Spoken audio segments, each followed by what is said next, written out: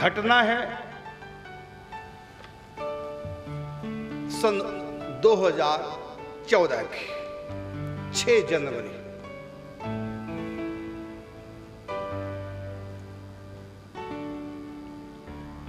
मैं ऊपर कुटिया में था। ऊपर से मैं लगभग 11-12 बजे के करीब नीचे उतरता था तो दिल्ली से फोन आया गोवर्धन, और जब तक मैं अपनी कुटिया से उतरकर नीचे आया तब तक एक फोन बरसाने से भी आ चुका था। जब मैं नीचे आया अपनी कुटिया से 11 बजे के लगभग 11-12 के बीच में, तो मुझको दीदी जी ने बताया कि दिल्ली से फोन आया, और फोन रखा तो बरसाने से आया क्या कि सरकार जी शरीर छोड़ चुके हैं। 92 साल की आयु थी। सामने बैठे दीदी जी, इन्होंने मुझको बताया कि फोन आया पहले दिल्ली से फिर बरसाने से कि सरकार जी अभी बस थोड़ी देर पहले सिर छोड़े हैं, और कल वृंदावन में जमुना किनारे धीर सिमीर कुंज के सामने आपका अंतिम संस्कार होगा, महाराज जी को बता देना।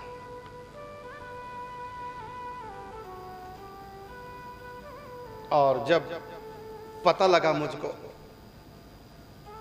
एकदम धक से हो गया, ये क्या हो गया अचानक।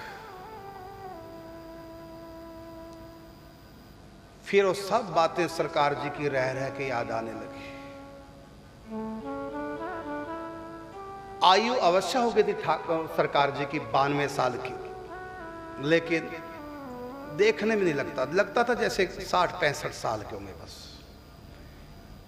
शरीर में कहीं झुर्री नहीं पड़ी थी, फेस पर वही मुस्कुराता हुआ चेहरा। जितने गंभीर थे सरकार जी उतने हंसी मजाक वाले भी थे। गंभीर भी बहुत थे, कठोर भी बहुत थे, रसिक भी बहुत थे। सरकार जी की उपमा यदि मैं दूं, वो नारियल के फल से। नारियल बाहर से बहुत कठोर होता है, छिला भी नहीं जाता, छिलका इतना सख्त होता है, बहुत कठोर। सबसे कठोर फल नारियल होता है। यदि कोई बाहर से तोड़ दे और अंदर जब झांके नारियल के, तो सबसे कोमल नारियल ही होता, अंदर से बिल्कुल पानी होता है। बाहर से कठोर, अंदर से पानी होता है। लेकिन पानी तक पहुंचने के लिए बड़ी मशक्कत करनी पड़ती है। तो सरकार जी का जीवन कैसा था? बाहर से कठोर देखने में लगता था, लेकिन अंदर से पानी, रस भरा हुआ अंदर से। उस रस तक सब नहीं पहुंच सकते थे। वो रस सरकार जी के व्यवहार से भी झलकता था और उनकी आंखों से भी।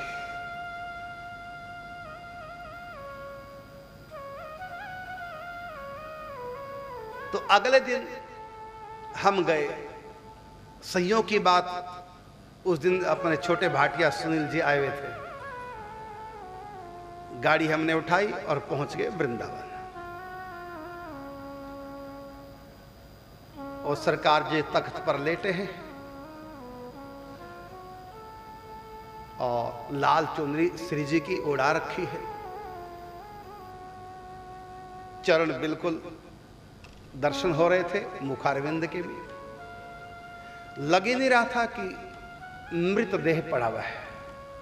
ऐसे लग रहा है कि कोई सखी लेटी है और सपन ले रही है, प्रिया प्रीतम का भीतर रास चल रहा है। वही मुस्कुराता हुआ चेहरा, और सब एक एक करके संत आ रहे थे, माल्यार्पण कर रहे थे। फिर परिकरजन उन माला को हटा देते जिससे कि दर्शन होते रहे, मुखारविंद ढके ना। और कुछ चरणों को माला पहना रहे थे, तो चरण भी ढकना जाए, सबको दर्शन हो, तो माला हटाते जा रहे थे। हमने भी श्रद्धा सुमन अर्पण किए, परिक्रमा की, दंडवत निवेदन किया, और चारों तरफ बैठे सब कीर्तन कर रहे थे। बीच बीच में सरकार के मनपसंद जो रस विलास के पद हैं, उन पदों का भी बीच बीच में गायन होता था। और सरकार जी की सपुत्री सुधा दीदी जी और पुत्र सरकार जी के ज्ञानेश्वर जी और पारिवारिक जन, दिल्ली के कुछ भक्त बिहार से भी आ चुके थे, कुछ सरकार जी के साथी थे। वृंदावन में ज्यादा लोग जान नहीं पाए सरकार जी को, क्योंकि सरकार जी वृंदावन शायद 2-3 बार आए होंगे, एक 2-2 दिन के लिए, 4 दिन के लिए। कुछ एक संत जानते थे, वो सब आए। उसके बाद सुंदर विमान सजाया गया, आगे आगे बैंड बाजा बजता जा रहा था, महामंत्र का संकीर्तन हो रहा था, बीच बीच में पद रचना, और जो भी रस्में होती हैं वो सब साथ साथ की जा रही थी। वृंदावन की गलियों से विमान गुजरा, सब कीर्तन करते जा रहे थे।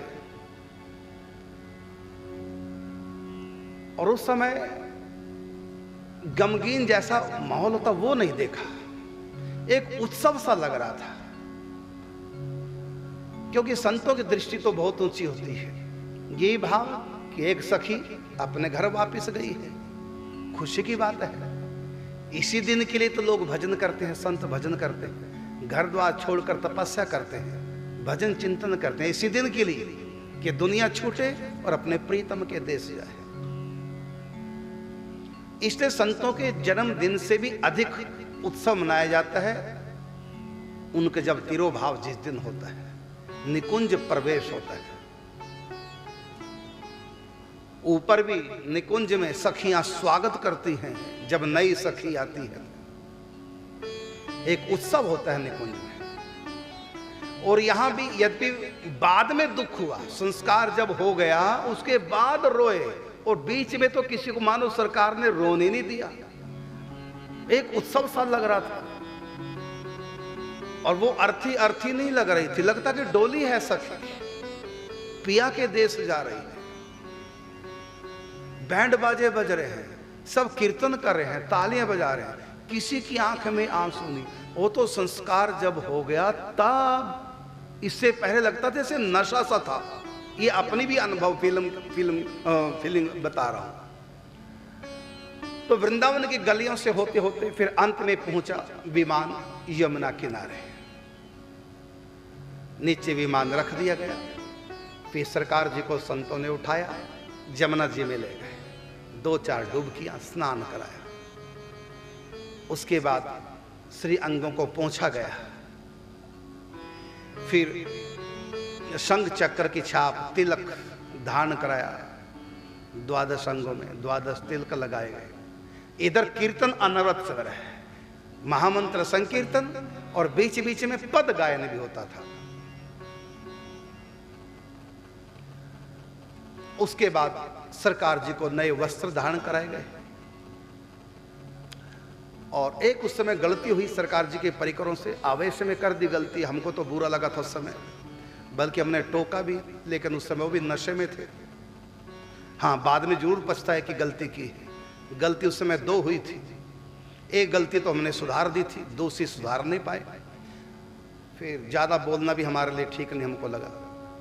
सरकार जी के जितने भी सामान था, निशानी है सरकार जी की, सब का सब फेंक रहे हैं जमुना, ऐसे बेरहम होकर, ऐसे फेंक, ऐसे कूड़ा कचरा फेंकते हैं, इतनी जोर से उछालते हो। सरकार जी का कमंडल, सरकार जी के वस्त्र, सरकार जी के खड़ा हुए, सरकार जी का जो भी सामान एक एक करके ऐसे फेंक रहे थे। मुझको बड़ा कष्ट, एक बार तो वजह से कूद करके मैं ले लूँ सारा सामान, लेकिन फिर सोचा नहीं, लोग विरोध करेंगे, छोड़ो। मैंने भंडारी बाबा से कहा, आप क्या कर रहे हैं?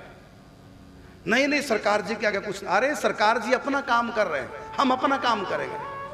संत तो शिक्षा देने के लिए कहते हैं कि मेरी कोई निशानी नहीं रखना। ऐसे पंडित जी कह गए थे कि मेरा चरित्र नहीं लिखना, फिर भी लिखा गया ना। कोई संत कहेगा कि मेरा चरित्र लिखना, सब मना करते हैं, लेकिन बाद में लिखा जाता है ना चरित्र, उनकी चीजों को संभाल के रखा जाता है, वो निशानी होती है महापुरुषों की। कुछ ऐसी बातें होती हैं जो संतों की माननी नहीं चाहिए। कोई दोष नहीं लगता संतों की बात ना माने। कुछ बातें ऐसी, जैसे संत बीमार हैं, बीमारी के कारण से भोजन नहीं कर रहे हैं, दवाई भी समय पे नहीं ले रहे हैं, तो ऐसी स्थिति में क्या करें? संत को दवाई दे दें। क्या नहीं चाहिए, जबरदस्ती दे दें, लड़ लड़ के दे दें, झगड़ झगड़ के दे दें, उनकी बात ना माने, भोजन के समय बात ना माने।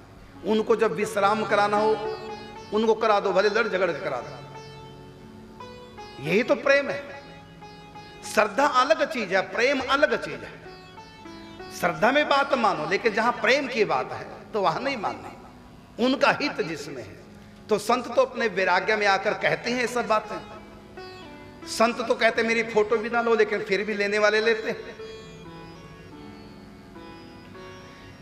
एक तो फोटो नहीं लेने दे रहे थे सरकार जी की, वीडियो नहीं बनने दे रहे थे, और सरकार जी का पूरा सामान ऐसे फेंक रहे थे। मुझको बुरा लग रहा था, लेकिन मैंने किशोर सिंह से कहा कि चलो सामान तो उन्होंने फेंक दिया, लेकिन फोटो लो, पूरी वीडियो बना दो। कैमरा हमारे साथ था, हमने बनाया। यदि उसका विरोध किया, लेकिन मैंने किशोर सिंह समझा दिया, तुम कहना महाराज जी कह रहे हैं, जिसको बात करनी मुझ से आके करे, तुम बनाओ।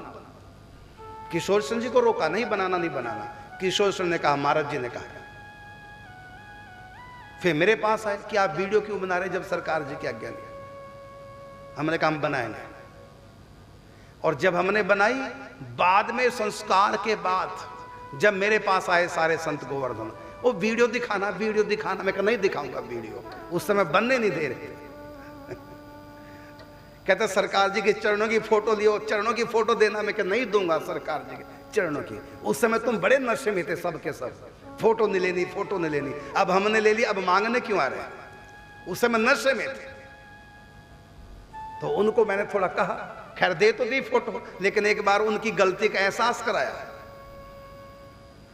और यह भी कहा कि तुमने बड़ा गलत किया जो सामान ऐसे फेंका सरकार जी का जमुना जी। निशानियां थी सरकार जी, रखनी चाहिए। देखो महापुरुषों का संग्रहालय बनता, उनकी हर चीज संजो के रखी जाती है। वो खड़ाऊ पहनते हैं, वस्त्र पहनते हैं, सब उनकी माला झोली तक सब जमुना में बात है। यही तो बाद में आश्रय होता है, उनकी वस्तुओं के दर्शन करना है। शरीर थोड़ी उनका रहता है, लेकिन उनकी वस्तुएं रहती हैं, वो जगह रहती है। उसके बाद फिर सरकार जी की चिता, उसमें ब्रज के ही गाय का गोबर का बना हुआ उपले, ब्रज काष्ठ, बाहर की नहीं, तुलसी जी की लकड़ी, चंदन, सब संत अपने साथ लाए थे कुछ ना कुछ। चिता को चंदन की लकड़ी से, तुलसी की लकड़ी से, ब्रज काष्ठ से और गाय के उपलों से बनाया गया।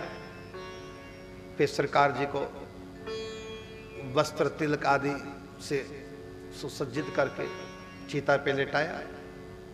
फिर उनके सुपुत्र ज्ञानेश्वर जी ने मुखाग्नि दी, परिक्रमा की। इधर संस्कार हो रहा था, इधर सब संत बैठ करके सरकार जी का प्रिय पद भगवत रसिक जी की वाणी। इधर धीरे धीरे सरकार जी का शरीर ब्रज रज में मिलकर के ब्रज रज बनता जा रहा है, और इधर सब संत जमुना किनारे चिता के सन्मुख बालू पर बैठे, उसमें हम सब संत थे। तो राधेश्याम जी हमारे, उन्होंने पद गाना प्रारंभ किया। इसका अर्थ सुन लो, बड़ा प्यारा अर्थ है। भाग बड़ो वृंदावन पायो। वृंदावन में जन्म हो जाए तो समझो वृंदावन मिल गया। वृंदावन में आना हो जाए, मिल गया वृंदावन। आके भले चले गए, लेकिन आ गए ना, बुलाए ना वृंदावन में श्री जी ने, और आकर बस गए तो कहने क्या। और यहां पर सिर छूट गया तो कहने क्या। यदि शरीर भी ना छूटे, शरीर बाहर छूटे, लेकिन यहां संस्कार ही हो जाए तो बहुत बड़ी बात है।